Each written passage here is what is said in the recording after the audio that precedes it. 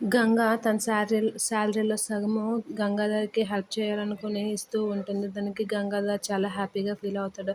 అదే టైంలో చెంగయ్య అయితే తను గంగకి చెప్పకుండా గంగకి సంబంధించిన అప్పుల వాళ్ళని పిలిపించి డబ్బు ఇప్పిస్తాడు. అది ఇప్పించాలని చూస్తాడు. ఆ కుట్రని గంగ పసిగట్టి ఏంటి మామయ్య గారు ఇంత పని చేశారని చెప్పేసి ఏమనలేక ఆ అప్పులు వాళ్ళకి తప్పక ఆ డబ్బుల్ని ఇవ్వాల్సి వస్తుంది. ఇచ్చేస్తుంది. ఆ తర్వాత గంగ వాళ్ళ మామయ్యని అందరూ ఉంటుండగా ఇంట్లో ఏంటి మామయ్య గారు ఏంటి మీరు చేసిన పని?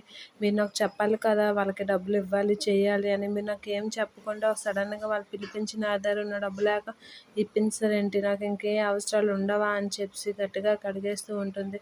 ఆ మాటలకి చెంగయ్య ఒక్కసారిగా లేచి నిల్చొని గంగకైతే గట్టిగా వార్నింగ్ ఇస్తూ ఉంటాడు. ఏంటి గంగ మితిమీరిపోతున్నావు, ఉద్యోగం చేస్తున్నావనా, డబ్బులు సంపాదిస్తున్నావనా అని సీరియస్ అవుతూ ఉంటాడు గంగ మీదకి చెంగయ్య ఒక్కసారిగా.